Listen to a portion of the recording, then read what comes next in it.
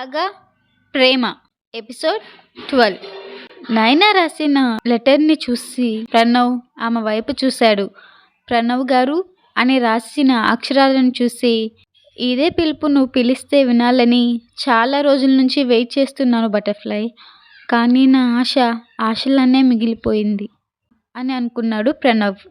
2 క్షణాలాగి మళ్ళీ ఆ లెటర్ చదవడం మొదలుపెట్టాడు. ప్రణవ్ గారు, మీరసలు మంచోళ్ళు కాదు, you are a bad guy అని ఫస్ట్ లైన్లోనే రాసి ఉండడం చూసి చిన్నగా నవ్వుకున్నాడు. మాటలు రాని నన్ను పెళ్లి చేసుకొని నాకు ఒక గొప్ప లైఫ్ ఇచ్చిన దేవుడు మీరు అనుకున్నాను. కానీ ఇంత టార్చర్ చేస్తారని అనుకోలేదు. నా మీద మీకు కోపం ఉందని, దాన్ని పోగొట్టాలని మీరు చెప్పిన ప్రతి పని చేశాను. తిట్టినా పడ్డాను, కొట్టినా పడ్డాను, చివరికి అనుమానించినా సహించాను. నా ప్రేమతో, సహనంతో మీలో మార్పు తెచ్చుకోవాలని ఆశపడ్డాను. కానీ మీరు ఒక రాయి, హృదయం లేని మనిషి. అసలు నేనంటే ఇష్టం లేనప్పుడు నన్నెందుకు పెళ్లి చేసుకున్నారు అని చదివిన ప్రణవ్ కన్నీళ్లతో నయనని చూశాడు. ప్రేమించావా అని ఒక పక్క ఏడుస్తూ మరో పక్క నవ్వుకొని మళ్ళీ లెటర్ చదివాడు. మీకు మా నాన్నకి మధ్య శత్రుత్వం ఉంటే మీరు చూసుకోకుండా మధ్యలో నన్నెందుకు బలి చేశారు?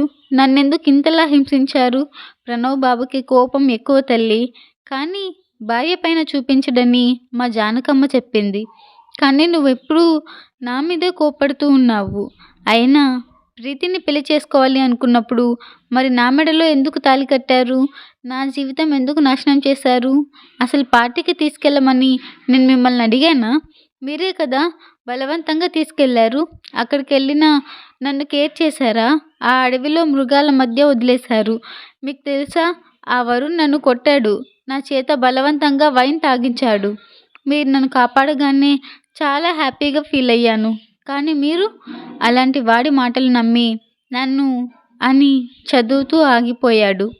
ఆ ప్లేస్లో నైనా కన్నీళ్లు పడి పేపర్ తడిచి ఇంక్ కూడా చెరిగిపోయింది. ఆ అక్షరాల మీద వేలితో చిన్నగా తడిమి మళ్ళీ చదవడం ప్రారంభించాడు. నన్ను స్విమ్మింగ్ పూల్లో ఎందుకు పడేశారు? నాకు స్విమ్మింగ్ కూడా రాదు తెలుసా? ఎంత ఉక్కిరి బిక్కిరి అయ్యాను. మీరు ఒక్కరోజు కూడా నన్ను తాకకపోయినా, ప్రేమగా మాట్లాడకపోయినా భరించగలిగాను. కానీ ఇలా ఎవరి మాటలో నమ్మి నన్ను అనుమానిస్తే నేను భరించలేను. అందుకే చచ్చిపోవాలి అనుకున్నాను. చనిపోయే ముందు నీకొక చిన్న మాట చెప్పాలి అనుకుంటున్నాను. మీరు మళ్ళీ పెళ్లి చేసుకోవాలి అనుకుంటే ఆ అమ్మాయిని మనస్ఫూర్తిగా ప్రేమిస్తేనే పెళ్లి చేసుకోండి. లేకపోతే ఆ అమ్మాయి కూడా నాలాగే చచ్చిపోతుంది అని రాసి ఉన్న ఆ లెటర్ మొత్తం చదివిన ప్రణవ్కి నైనా అమ్మాయికత్వం అంతా ఆ లెటర్లో కనిపిస్తుంటే అతని కళ్ళల్లో నీళ్ళు ఆగలేదు.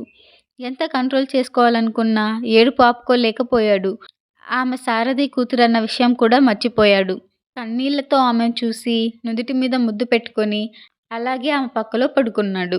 తర్వాత నయనాకి స్పృహ వచ్చింది. ప్రణవ్ సంతోషంగా కన్నీళ్లతో నయనాని కౌగిలించుకున్నాడు. నయన కూడా ప్రణవ్ని కౌగిలించుకుంది. ఇంకెప్పుడు నిన్ను బాధ పెట్టను బటర్ఫ్లై, నన్ను నమ్ము. నువ్వు నిజంగా డమ్ గర్ల్ అని నాకు తెలీదు. నాకు ఇప్పుడే తెలిసింది. ఇంకెప్పుడు నిన్ను బాధ పెట్టను. ఆ సారథి కూతురువైనా సరే నేను నిన్ను ఇప్పటి నుంచి మనస్ఫూర్తిగా ప్రేమిస్తాను అని చెప్పి కన్నీళ్లు పెట్టుకుంటూ ఏడ్చాడు ప్రణవ్. ఆ తర్వాత నుండి నయనాని మంచిగా చూసుకుంటూ ఉన్నాడు. రాజకుమారుడిలాగే అన్నీ తను అడిగినవన్నీ చేస్తూ ఉన్నాడు. నయనని చాలా సంతోషంగా చూసుకుంటూ ఉన్నాడు. ఇంతటితో మన పగ ప్రేమ ఎపిసోడ్ ముగిసింది. Thank you everyone.